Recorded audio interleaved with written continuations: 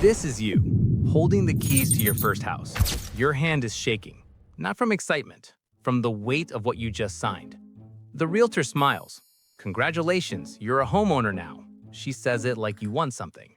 You smile back, because that's what you're supposed to do. But as you drive away, you look in the rearview mirror.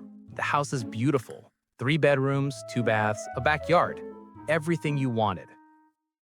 What you don't see yet, the water heater is 17 years old. The roof has 5 years left, maybe.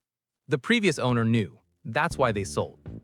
6 months ago, you were renting. Your landlord raised the rent, again. Your parents said, you're throwing money away. Buy a house, build equity. Your coworker said, I bought 3 years ago. Best decision I ever made.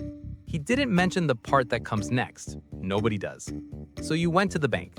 They asked, how much do you make? You told them. They said, you're approved. They approved you for the maximum, not what you should spend, the maximum you could possibly handle. There's a difference. You'll learn it soon. The first month is perfect. You paint the walls, you buy furniture, you post photos on Instagram. Everyone comments, so happy for you. You walk through your house at night. Every room is yours. No landlord, no rules. Freedom. Then the first mortgage payment hits your account. It's more than rent was, but you expected that. You're building equity, you remind yourself. What you didn't expect, the homeowner's insurance bill, separate. The property tax, also separate. The HOA fee, monthly. Your realtor mentioned these, once, in passing, while you were signing page 47 of the closing documents. You're in the shower. The water goes cold. Not warm, not lukewarm, ice cold. You call a plumber. He arrives 2 hours later. Walks downstairs, looks at your water heater, shakes his head. How old is this? I don't know. This thing is ancient. You need a new one. Can you fix it? He looks at you the way a doctor looks at a terminal patient. I can patch it, maybe buy you a few months, but it's dying. How much to replace? He writes a number on his clipboard, shows you. You feel your stomach drop. It's more than you have in savings. Much more. Can I pay in installments? Sure, we offer financing. You stop listening. You're financing a water heater. You call your landlord. Wait, you don't have a landlord anymore. You are the landlord, and the tenant, and the maintenance crew. It rains, hard. You're in bed when you hear it. You get up, walk to the spare bedroom. There's a wet spot on the ceiling, growing. You put a bucket underneath. The sound of water hitting plastic keeps you awake all night. In the morning, you call a roofer. He climbs up, takes photos, comes back down, doesn't say anything at first. So, you need a new roof. Can't you just fix the leak? I can, but you've got other spots that'll go soon. If you patch it now, you'll be calling me back in 6 months. How much for the whole roof? He tells you. You actually laugh. Not because it's funny, because your brain can't process the number any other way. That's more than my car cost. Yeah, roofs aren't cheap. He says it casually, like everyone knows this. Maybe everyone does, except you. You sit at your kitchen table. You make a list. Water heater, dying. Roof, leaking. HVAC, making a strange noise. You add them up. The total is more than you make in half a year. You close the laptop. It's Saturday. Your friends are at the beach. They texted you, come with us. You said, can't, busy. You're not busy. You're at Home Depot. Again. The employee in the orange apron waves. He knows your name now. You're buying caulk, wood filler, a new garden hose, weather stripping, ant traps.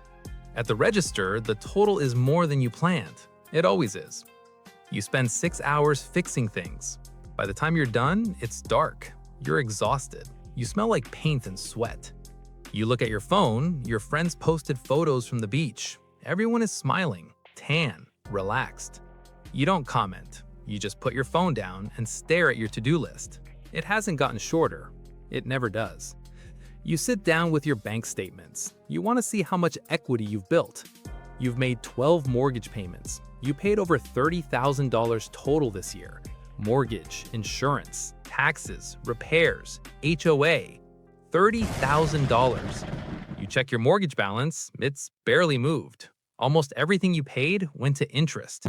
You're not building equity, you're renting money from the bank, with a roof that leaks and a water heater that could die any day. Your lease was 1 year. If something broke, you called someone. They fixed it. You paid rent. Simple. Now, you're locked in for 30 years. You can't just move. Selling costs money, realtor fees, closing costs, repairs to make it sellable. You'd lose money if you sold now. So you stay. Not because you want to, because leaving costs more than staying. It's July. The air conditioning stops working. It's 98 degrees outside. You call an HVAC tech. He looks at your unit. It's original to the house, 23 years old. I can recharge it, but honestly, this thing is on borrowed time. How much to replace? He quotes you a number that makes your vision blur. Do you offer financing? Of course. Of course they do. Everyone offers financing because everyone knows you can't afford this. You're financing air conditioning. You're still paying off the water heater. The roof fund sits in a separate savings account, growing slowly, too slowly. Your friend calls, the one who rents. Hey, my landlord is selling. I have to move. That sucks. Yeah, but I found the new place. It's cheaper actually.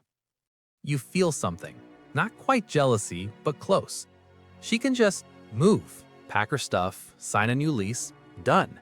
No inspections, no repairs, no realtor fees. You look around your house, the house you bought for freedom. You can't move without losing money. You can't ignore repairs without losing value. You can't stop paying without losing everything. You don't own the house owns you. Your time, your money, your weekends, your peace of mind.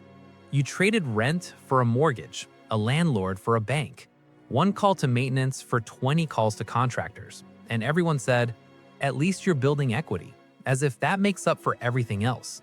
When you signed those papers, you thought you were buying freedom. What you actually bought was a very expensive, very demanding second job, one that doesn't pay you, one that costs you every single month. And you can't quit, because quitting costs more than staying. Your phone buzzes. It's your younger brother. Thinking about buying a house. Any advice? You stare at the message. You could say, do it. Best decision ever. That's what people expect. Instead, you call him. He picks up. Hey, what's up? Before you buy, you say, we need to talk. About what?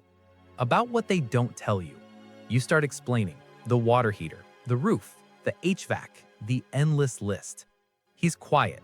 Then, so should I not buy? I'm not saying that. I'm saying know what you're signing up for. Really know. Not what the realtor tells you. Not what Instagram shows you. The real cost isn't the mortgage, it's everything else. And nobody talks about everything else. He says he'll think about it. You hang up. You look at your house. It's beautiful. It's yours. Sort of. But you know the truth now. And that truth doesn't fit in an Instagram post. Home ownership isn't what they sold you. It's not freedom. It's just a different kind of rent. And the landlord is the house itself. Now you know. What you do with that is up to you.